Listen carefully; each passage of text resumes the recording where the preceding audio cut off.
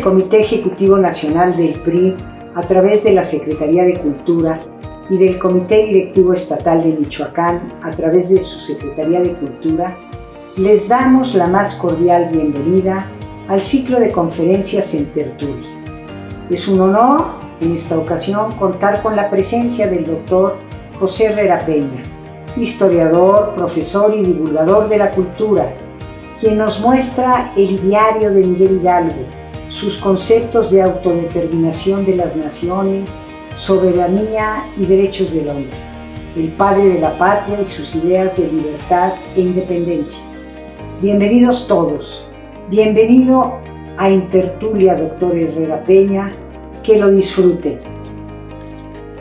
Soy José Herrera Peña y estoy virtualmente en la sala Ocampo del Colegio de San Nicolás en Morelia, Michoacán, para hablar este mes de septiembre de 2020 de un libro del cual soy autor, titulado Una nación, un pueblo, un hombre, y subtitulado Miguel Hidalgo y Costilla, que forma parte de la biblioteca publicada por el Comité Estatal del Partido Revolucionario Institucional de Michoacán. La nación es México, el pueblo es el que forjó la independencia nacional y el hombre es Miguel Hidalgo y Costilla.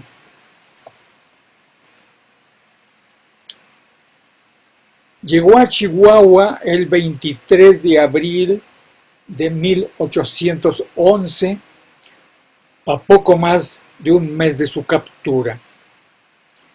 Fue recluido en una celda del ex colegio de la Compañía de Jesús, que fue marcada como calabozo número 1, y atendido por el español Melchor Guaspe, recién nombrado alcaide de la prisión, al mando de una guardia de 15 soldados, entre los cuales el cabo Miguel Ortega fue designado carcelero o custodio exclusivo de Hidalgo.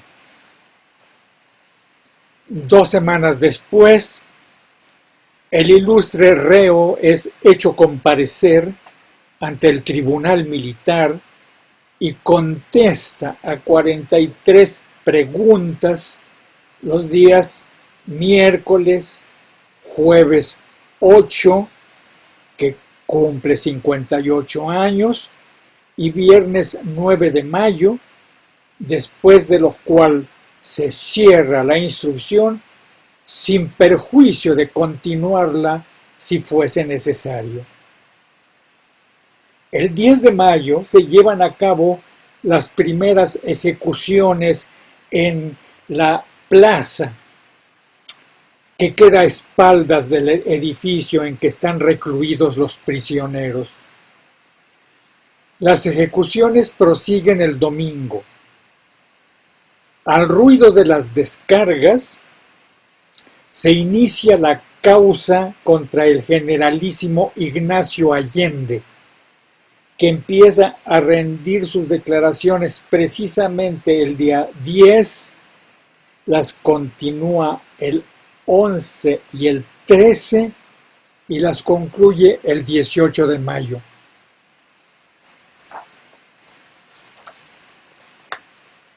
El viernes 6 de junio se reanudan las ejecuciones, entre ellas las de Mariano Hidalgo, hermano de don Miguel, y José Santos Villa, su pariente.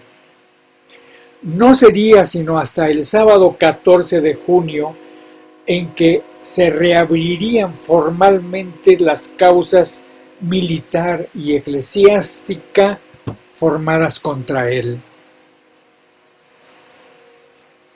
El miércoles 25 de junio se notifica a Ignacio Allende que ha sido sentenciado a muerte y se le ejecuta al día siguiente, jueves 26, a las 6 de la mañana.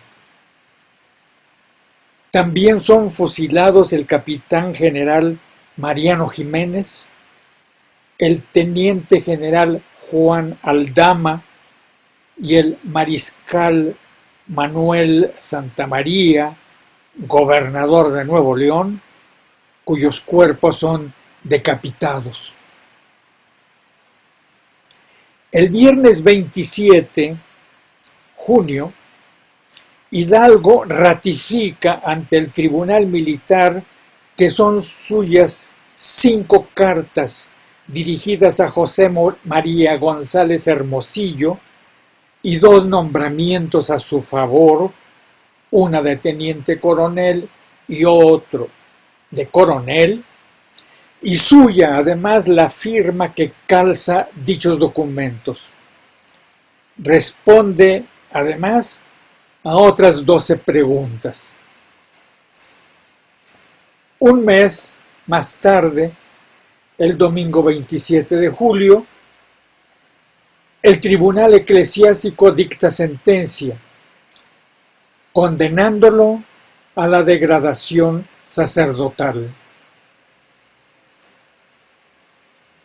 Al día siguiente, martes 29, se lleva a cabo la ceremonia de degradación. Mientras tanto, en la causa militar, el fiscal se lamenta. Ya que no puede darle garrote por falta de instrumentos y verdugos, se conforma con pedir que se le pase por las armas en la misma prisión en que está. Ese mismo día, el tribunal militar dicta la sentencia de muerte. Al notificársele, Hidalgo pide un pedazo de carbón. Es su última voluntad. 045. Es complacido y escribe en los blancuzcos muros de la prisión unos versos de agradecimiento y despedida, dedicados a sus carceleros, uno de ellos americano, el otro español. Al primero, Miguel Ortega, su tocayo, cabo del ejército enemigo, le escribe una décima. Ortega, tu crianza fina, tu índole y estilo amable siempre te harán apreciable aún con gente peregrina. Tiene protección divina la piedad que has ejercido con un pobre desvalido que mañana va a morir y no puede retribuir ningún favor recibido. Y al alcaide Guaspe le dedica la otra décima que al quedar borrada una de sus líneas queda reducida a novena. Melchor, tu buen corazón ha adunado con pericia lo que pide la justicia y exige la compasión. Das consuelo al desvalido en cuanto te es permitido. Partes el postre con él y agradecido Miguel te da las gracias rendido. El miércoles 30 de julio, el generalísimo Miguel Hidalgo y Costilla es ejecutado y su cuerpo decapitado. Edad 58 años, 2 meses y 22 días, a 10 meses y 14 días de iniciar la insurrección, de los cuales 3 meses y 7 días los ha pasado en prisión. A diferencia de sus compañeros, ejecutados un mes antes en una plazuela a espaldas del edificio, el banco del suplicio en el que se le hace sentar es colocado en uno de los corrales interiores. Hidalgo marcha hacia él, no permite que le venden los ojos y hay un altercado entre él y el oficial de mando porque se niega a dar la espalda al pelotón de fusilamiento. Se tiene que ceder a su reclamo. Lo sujetan al asiento frente a sus ejecutores. Pone su mano en el corazón y sabiendo que ha sido prohibido apuntarle a la cabeza, les recuerda que su mano es el punto al que deben tirarle. Estalló la descarga de 5 fusiles, uno de los cuales traspasó efectivamente la mano derecha sin herir el corazón. Detonaron otras 5 bocas de fusil. Las balas atravesaron su cuerpo, rompieron las ataduras que lo ligaban al banco y el cuerpo, todavía con vida, cayó en un lago de sangre. Serían necesarios otros 3 balazos disparados a quemarropa para acabar con él. Apenas salido el sol, su cadáver desgarrado fue atado en una silla, colocado a considerable altura y expuesto a la expectación pública a las puertas del edificio. El gentío que lo rodeaba era tan inmenso,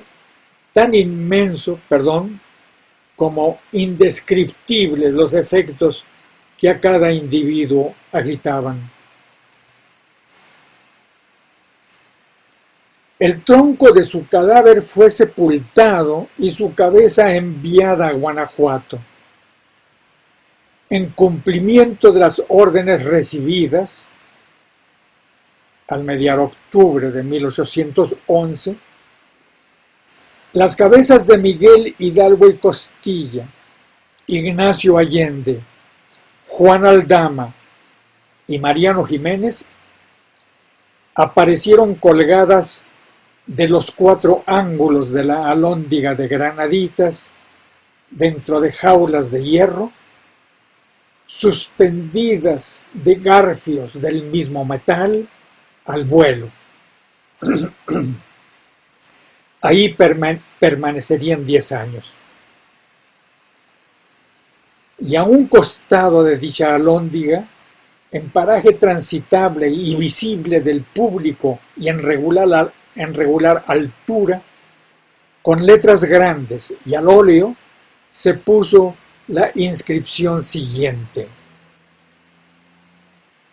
las cabezas de Miguel Hidalgo, Ignacio Allende, Juan Aldama y Mariano Jiménez, insignes fascinerosos y primeros caudillos de la insurrección, robaron los bienes del culto de Dios y el real erario, saquearon y arruinaron las casas y haciendas, derramaron con la mayor crueldad, con la mayor atrocidad, la inocente sangre de sacerdotes fieles y magistrados justos, de sus conciudadanos, amigos y parientes.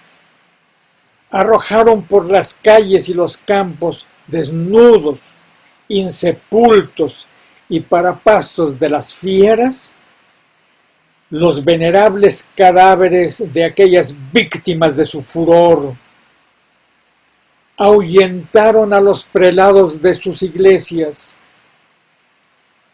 se rebelaron contra las legítimas potestades divina y humana. Para sustituir la impiedad, desolación y anarquía, aquí clavadas por mandato del señor general don Félix María Calleja del Rey, ilustre vencedor de Aculco, Guanajuato y Calderón, y restaurador de América, serán el testimonio de la justicia y el escarmiento de los impíos, traidores, rebeldes, ladrones y asesinos.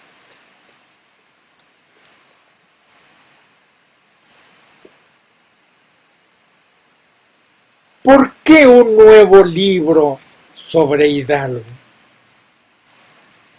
Sobre la independencia nacional de México en general y sobre Miguel Hidalgo y Costilla en particular se ha escrito mucho. En la bibliografía se citan más de 300 obras, algunas de ellas reeditadas varias veces, especialmente las clásicas, es decir, aquellas que nunca dejarán de consultarse. Si ya todo está dicho, ¿por qué insistir en el tema? Al revisar lo escrito se observa que, a pesar de que nuestra percepción sobre Hidalgo se ha modificado en el curso de los años, ha prevalecido su papel como destructor del sistema político opresor, sembrador del caos social y responsable de la muerte de muchos supuestos o reales inocentes. Es el Hidalgo sobrehumano e inhumano. Sobrehumano porque rompe las cadenas de la esclavitud, e inhumano porque derrama la sangre de muchos para lograrlo. A pesar de lo expuesto, la estridencia de lo espectacular ha dejado ocultas las aportaciones teóricas del rector del Colegio de San Nicolás en materia jurídico-política. Luego entonces, valía la pena tratar el asunto desde este enfoque y relatar los acontecimientos en el marco de algunas tesis fundamentales que, no por sencillas, son menos importantes, a saber, que Hidalgo, frente al derecho de conquista y avasallamiento de los imperios, afirmó el derecho de autodeterminación de las naciones. Frente al derecho exclusivo de una minoría para gobernar a una nación sometida, afirmó el derecho del pueblo para establecer, modificar o alterar su forma de gobierno. Y frente al derecho de los privilegiados para esclavizar, explotar y humillar a los seres humanos, postuló la libertad y la igualdad de todos los hombres ante la ley. Al pretender hacer posible la existencia de este conjunto de derechos modernos, tomó la asombrosa decisión de barrer por cualquier medio los obstáculos que se lo impidieran. Con base en las fuentes consultadas, el análisis al que fueron sometidas, el método utilizado y la interpretación propuesta, los acontecimientos de esa época se ajustaron por sí mismos, apoyándose y dándose sentido unos a otros en respuesta a las preguntas que se le plantearon. Y es que había dos conceptos en 1808 y 1810 de nación, pueblo e individuo. En 1808, en el intento por asumir la soberanía nacional, se invocaron derechos premodernos deducidos de las leyes de Indias y de las leyes de partida. El reino era el conjunto de poblaciones asentadas en un dilatado territorio continental de vagas fronteras bajo el dominio de un soberano absoluto gobernado por un virrey, el alter ego del rey, empleado transitorio de aquel. El pueblo era la asociación de dos repúblicas, la de españoles y la de indios, sometidas a dicho soberano, de las que estaban excluidos los africanos, los orientales y las castas, formadas por mezclas de españoles, indios y asiáticos con africanos. Y los individuos eran súbditos que vivían bajo estatutos jurídicos diferentes según pertenecieran o no a una de estas dos repúblicas o no pertenecieran a ninguna. Los derechos modernos son otra cosa. Resonaron por primera vez en 1810. Estos derechos declaran que la nación es una entidad política que se gobierna a sí misma, que el pueblo es un conjunto de individuos organizados con potestad para establecer o modificar su gobierno y que el individuo es una persona jurídicamente libre e igual a los demás con derechos civiles y políticos. Tomando en cuenta las diferencias conceptuales básicas a las que se ha hecho referencia, se plantearon en estas páginas tres hipótesis. Primera, que Miguel Hidalgo y Costilla fundamentó su discurso y su actuación en el concepto moderno de nación soberana. Segunda, que al asumir el poder nacional lo legitimó conforme al principio moderno de la soberanía popular. Y tercera, que dicho poder lo concibió no solo para alcanzar la independencia nacional, sino también para garantizar a los habitantes de la nación el disfrute y el ejercicio de los derechos modernos del hombre y del ciudadano. De confirmarse estas tesis, habrá sido no solo el caudillo que impulsó a las masas populares a la destrucción del sistema económico, social y político, mediante promesas de venganza, saqueo y pillaje, como se afirma, sino también y sobre todo el ideólogo que sentó las bases sobre las cuales se levantó el andamiaje político de la nación independiente. A partir, pues, de estas hipótesis, no fue difícil formular los tres objetivos básicos de esta investigación. Primero, que Hidalgo fue no solo el caudillo que levantó a un pueblo para destruir el sistema económico, político y social, sino también el ideólogo que proclamó el derecho de autodeterminación de las naciones. Segundo, que el poder soberano, absoluto y discrecional que Hidalgo ejerció en la inmensa jurisdicción territorial que cayó bajo su dominio, se derivó del principio de la soberanía popular. Y tercero, que sus decretos sobre proscripción de la esclavitud y supresión de las castas partieron del principio de que todos los hombres nacen libres e iguales en derechos, base de la Declaración Universal de los Derechos del Hombre y del Ciudadano. Al hacer el relato en función de dichos objetivos, se valoraron las críticas más importantes que se han hecho a las ideas y acciones de Hidalgo durante los 4 meses que ejerció el poder en las jurisdicciones territoriales y políticas que dominó, y se les situó en su contexto histórico para descubrir si son válidas o no.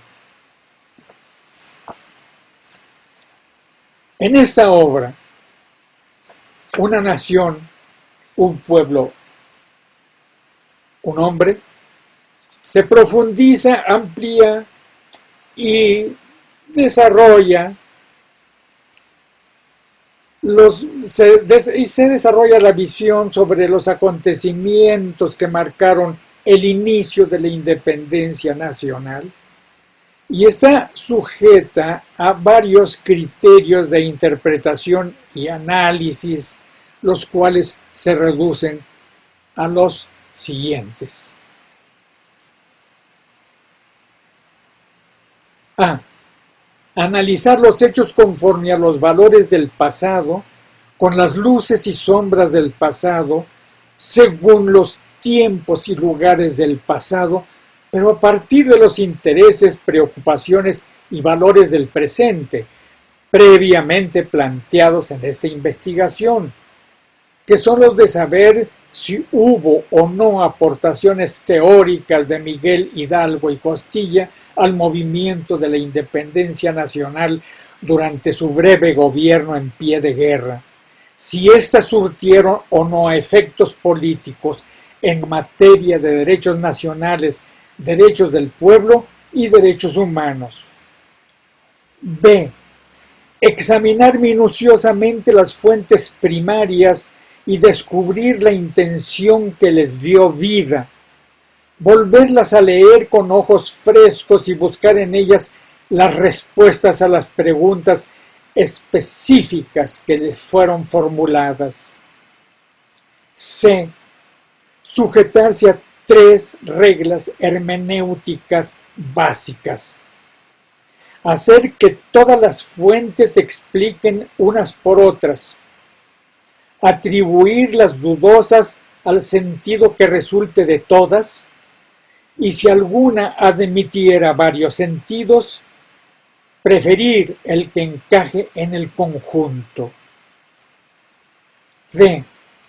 Describir los acontecimientos conforme a las fuentes seleccionadas en razón de su valor, importancia y significación, concuerden o no con cualquiera de las corrientes historiográficas que existen sobre el tema. C. No condenar ni absolver hechos, personajes o ideas de uno u otro bando, hasta el límite de lo posible, dado que lo forzoso, necesario y obligado desde el punto de vista científico es ser objetivo y veraz, aunque a veces humanamente no se pueda o no se quiera o no se deba ser neutral. Todos los documentos sobre los cuales descansa esta obra son fuentes primarias, publicadas en diversas obras documentales consideradas clásicas, es decir, aquellas que nunca dejarán de ser consultadas. Resultaron de suma importancia los juicios o procesos políticos criminales que siguieron las autoridades políticas, militares y eclesiásticas del gobierno español colonial contra Hidalgo y Allende, riquísimos en información en lo relativo a sus coincidencias y diferencias en materia política y estrategia militar, así como los de los otros personajes de la época. Las cartas, informes, oficios y declaraciones de los protagonistas o testigos de los acontecimientos y las actas descubiertas recientemente en los archivos, tanto en el de León, Guanajuato, como las que se hacen constar la liberación de esclavos en Valladolid, encontradas en Morelia. No es ocioso aclarar que todas las fuentes fueron sometidas a un escrupuloso análisis para establecer su jerarquía jurídica y política. No tienen el mismo valor, por ejemplo, los testimonios de los ilustrados que los de los campesinos con instrucción elemental o sin ella, como no la tienen tampoco los de aquellos que vieron, oyeron o sintieron por sí mismos los acontecimientos, que los conocieron por otros, ni los que se produjeron de inmediato al calor de los hechos, que los que se dieron serenamente años después. Y aunque el relato adquirió la autonomía que le impusieron los sucesos, se desplegó en función de las tres interrogaciones básicas planteadas en esta investigación para descubrir si Hidalgo fundó o no sus actuaciones durante la Guerra Nacional Revolucionaria de Independencia en un conjunto de derechos de perfil moderno, a saber, los derechos de la nación, los derechos del pueblo y los derechos del hombre. En el primer tramo, Guanajuato, se hace referencia a los temas centrales de la investigación, entre ellos las propuestas del Ayuntamiento de México en 1808, los objetivos de las conspiraciones de 1809 y 1810, la supuesta falta de planes para hacer la independencia en 1810, así como para establecer una forma de gobierno. Los tres objetivos fundamentales del movimiento de Hidalgo: la manera en que la autoridad de éste fue legitimada democráticamente y la forma en que el Estado Nacional del cual fue titular quedó definido a partir de la toma de Celaya en septiembre 28 de 1810.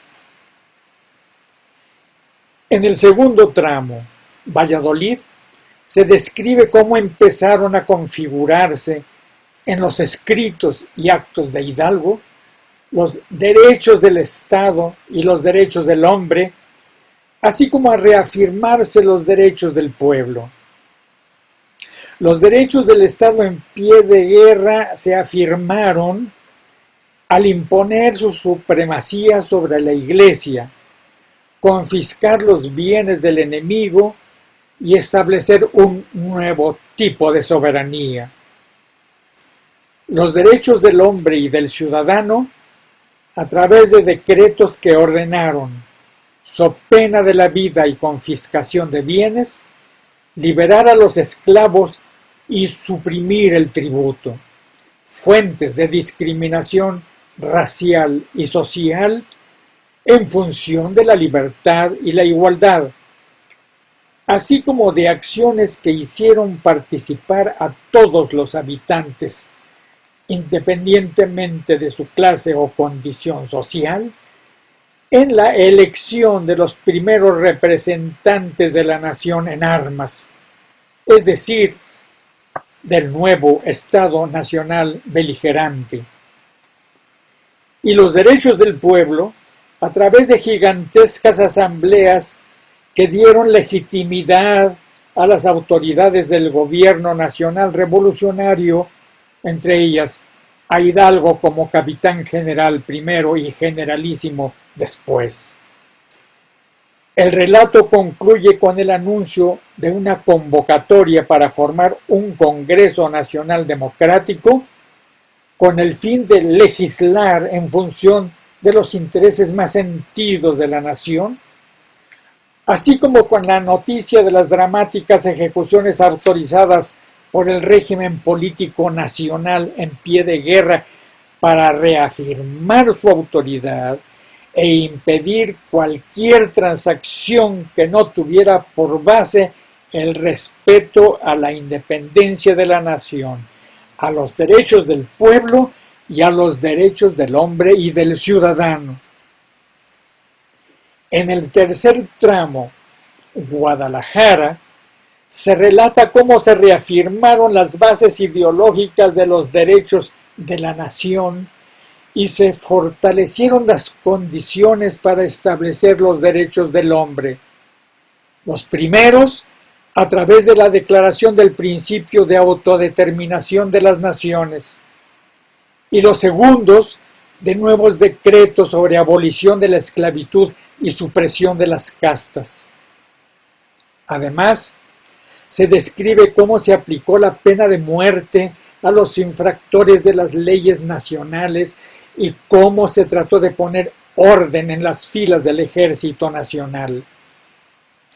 Y se narra también cómo el gobierno beligerante adoptó un perfil propio para responder adecuadamente a la cambiante relación interna de las fuerzas que lo integraban, cómo se formó el órgano encargado de hacer justicia, la Audiencia Nacional, cómo surgió un nuevo organismo denominado Consejo de Estado, cuáles fueron sus funciones, quiénes lo integraron y cómo se nombró el primer embajador ante el Congreso de los Estados Unidos. En el último tramo, Saltillo, se hace referencia a la forma en que hicieron crisis las contradicciones internas del Estado Nacional, su momentáneo debilitamiento, el golpe de Estado que lo cimbró, el nuevo Consejo de Estado, el nuevo embajador, la marcha hacia Estados Unidos, la captura de los primeros titulares del gobierno nacional y su ejecución, pero se intercala un elemento que ha sido y será tema de otras investigaciones, es decir, los innumerables cambios y modificaciones del poder político nacional a través de la guerra y después de ella sobre las mismas bases fundamentales que se establecieron originalmente: derechos nacionales, derechos del pueblo y derechos individuales. En el epílogo se hace un resumen de las aportaciones filosóficas, jurídicas y políticas de Miguel Hidalgo y Costilla en materia de autodeterminación, soberanía y derechos individuales. En el apéndice iconográfico se explica por qué no hay un retrato de los personajes que iniciaron la independencia de 1810, entre ellos el de Hidalgo. En la parte documental se reproducen los 44 textos que escribió Hidalgo en los 6 meses que corrieron de septiembre de 1810 a marzo de 1811, incluyendo sus fuentes que forman la columna vertebral de esta obra. Y en la bibliografía básica se incluyen las obras más importantes que se han publicado a lo largo de los años, incluyendo las reediciones porque éstas revelan el interés que se le ha dado al tema en los años que se han producido. De esta suerte, el Comité Estatal de Michoacán del Partido Revolucionario Institucional publicó la segunda edición de esta obra, que originalmente, su primera edición, fue publicada a solicitud de la Comisión Nacional de Doctorados en Historia de la República de Cuba, por la editorial de Ciencias Sociales, a los cuales se agradece su interés.